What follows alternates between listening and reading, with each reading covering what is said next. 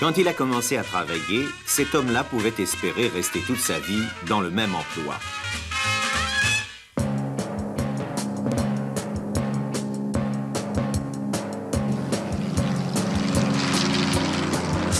Mais cet homme-ci, qui a bien conscience de vivre dans un monde qui s'essouffle de changer à tout bout de champ, notamment parce que tout progrès technique impose des conditions nouvelles. Dans ce monde-là, où la mobilité est devenue la loi des entreprises, la stabilité ne signifie plus nécessairement la sécurité. Encore faut-il que cette adaptation ou changement ne soit pas douloureuse pour les travailleurs. On lui demande une mobilité géographique, changement de résidence, et professionnelle, changement d'occupation. Encore faut-il qu'il n'en soit pas la victime, mais qu'il devienne au contraire l'un des bénéficiaires de cette adaptation au changement. En tout cas, il est possible d'amortir le choc de la mobilité. Voyez les résultats obtenus par la CECA pour les mineurs et les travailleurs de la sidérurgie. Plus de 500 000 d'entre eux ont été reclassés et plus de 120 000 logements ont été bâtis avec la participation de la communauté européenne. Mais pour cela, il faut une politique de la migration et une programmation de la reconversion. Mieux, les 150 millions d'unités de compte d'aide de réadaptation, les 200 millions de prêts de reconversion, les 650 millions de prêts pour le financement d'investissements industriels ont constitué aussi et surtout un catalyseur puissant pour la création d'emplois. À la vérité, ils ont réamorcé la pompe du progrès social. Les États pouvaient-ils faire moins bien que l'Europe? Celle-ci ayant montré la voie, ceux-là ont souvent suivi, entraînés dans la mécanique de la reconversion des travailleurs de la CECA. L'effet d'émulation a joué déclenchant un mouvement de progrès social. Mais à partir du moment où les impératifs de mobilité affectaient non seulement les travailleurs du charbon et de l'acier, mais tous les travailleurs, la communauté européenne devait se doter d'autres moyens pour leur permettre d'obtenir une qualification et un revenu supérieur à travers une expansion générale de l'économie.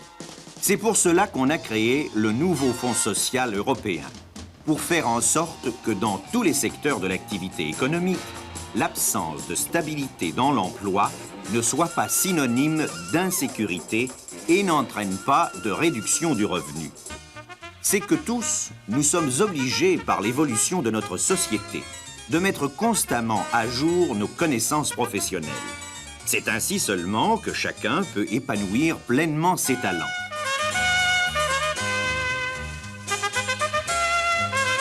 Certains d'entre nous seront même appelés à changer d'emploi, peut-être de résidence, notamment en raison de la dynamique du marché commun.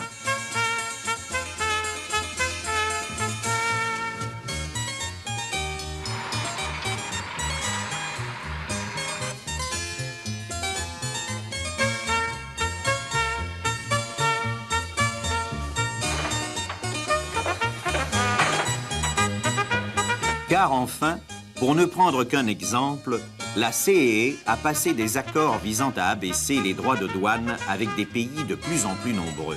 Si bien que la communauté européenne devient la clé de voûte d'une zone commerciale immense groupant une soixantaine de pays, entre lesquels les barrières douanières seront soit plus légères, soit abolies. Il est évident qu'une telle ouverture sur l'extérieur aura des répercussions sur le niveau de l'emploi dans la communauté, brèche que le Fonds social se doit de colmater.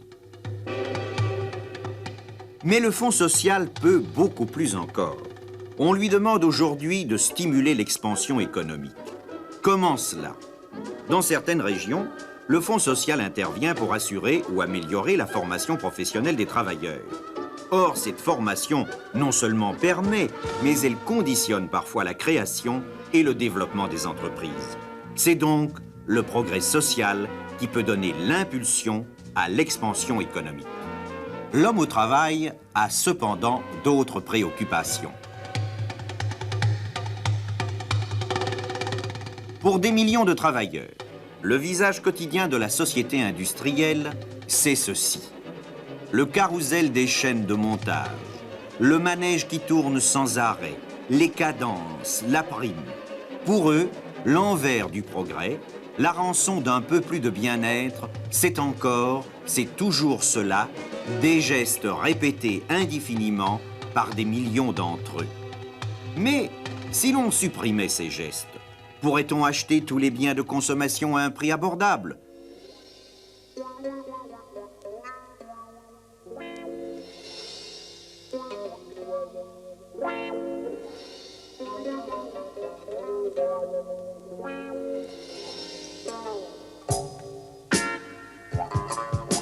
Jusqu'ici, l'économie n'avait pas réussi à résoudre ce dilemme. Mais actuellement, on s'y emploie. Dans certaines usines, on a remplacé la chaîne par de petites unités de travail. Ce n'est jusqu'ici que le début d'une transformation à longue échéance.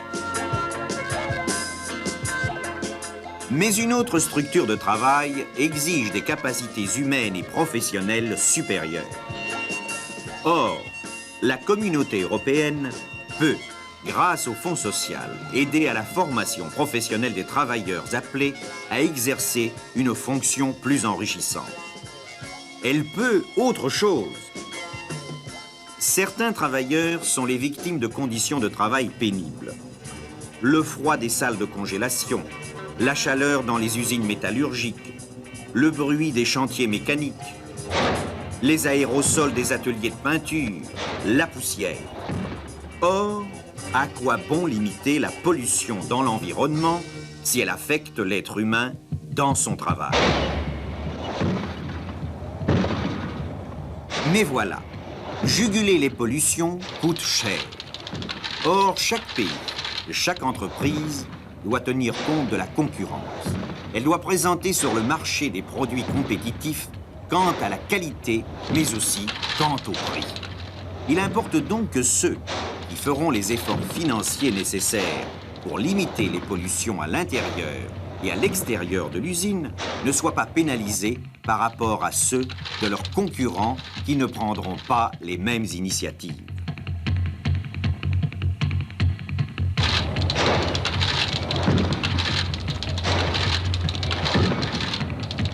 C'est donc au niveau de la communauté européenne qu'il faut établir des normes de sécurité et d'hygiène, si l'on veut éviter que le jeu de la concurrence ne soit faussé entre les pays et entre les entreprises par une sorte de dumping social. La communauté se veut un modèle de développement. Elle ne le sera que si elle parvient à adapter l'homme au changement tout en trouvant un équilibre entre l'exigence du développement industriel et la sauvegarde de la qualité de la vie.